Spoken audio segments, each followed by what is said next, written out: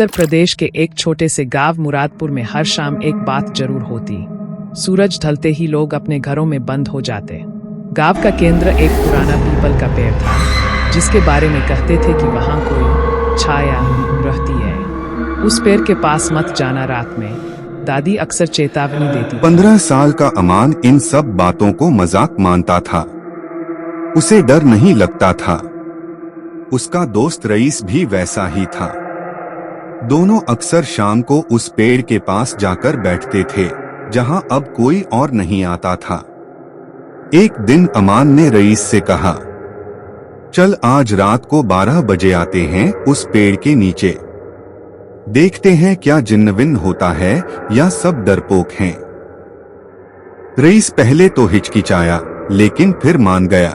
रात के ठीक 12 बजे दोनों चुपचाप अपने अपने घरों से निकले। आसमान में बादल थे और हवा में अजीब सी ठंड। जब दोनों पेड़ के पास पहुंचे तो सब कुछ सामान्य लगा।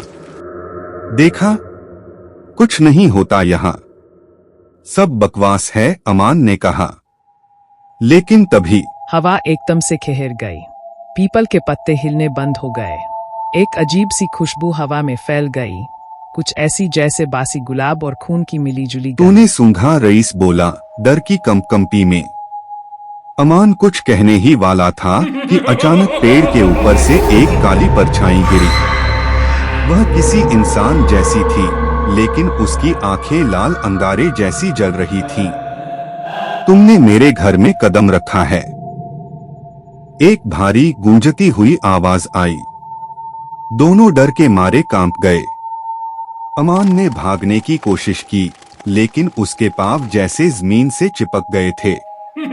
तुम्हें मेरे साथ रहना होगा, हमेशा। रात का वह हिस्सा धुंध और अंधेरे में डूबा। अमान को होश तब आया जब वह अपने कमरे में था, लेकिन कुछ बदला हुआ था।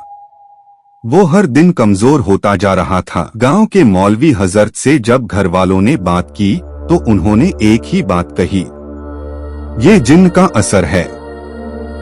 उस पेड़ के पास गया था ना, वो जिन्न नासिर है, बहुत पुराना और ताकतवर। मौलवी ने बताया कि नासिर एक बार इंसान था, लेकिन उसने काले जादू में हाथ डाला।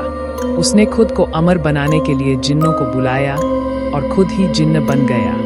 अब वह हर 100 साल में एक इंसानी आत्मा को पकड़ता है, जिससे उसकी शक्ति बनी रहती है। उसे छोड़ने के लिए पुरानी आयतें और दिल से तौबा चाहिए, वरना बच्चा खत्म हो जाएगा, मौलवी ने कहा। एक रात मौलवी अमान के अब्बा और रईस उस पेड़ के पास गए। अमान को साथ लाया गया। वो अब बोल भी नहीं पाता था, उसकी आंखें सफेद हो चुकी थीं। मौलवी ने कुरान की आयतें पढ़नी शुरू की। पेड़ हिलने लगा और तेज हवा चली। अचानक वो काली परछाई फिर दिखी। तुम उसे नहीं ले जा सकते, वो अब मेरा है, जिन्न चीखा। लेकिन मौलवी डटे रहे। उनका चेहरा पसीने से भीग चुका था, पर वे रुक नहीं रहे थे। आयतें तेज होती गईं। अचानक अमान ने जोर की चीख मारी और फिर बेहोश हो गया। परछाई चीखते हुए हवा में गायब हो गई। सुबह होने तक अमान को होश आया। वो ठीक था, लेकिन वो पूरी रात और जिन्न की मौजूदगी की बात कुछ याद नहीं थी। अमान की हालत अब सामान्य थी, लेकिन गांव में कुछ बदला नहीं था। लोग अब भी पीपल के पेड़ से डरते थे।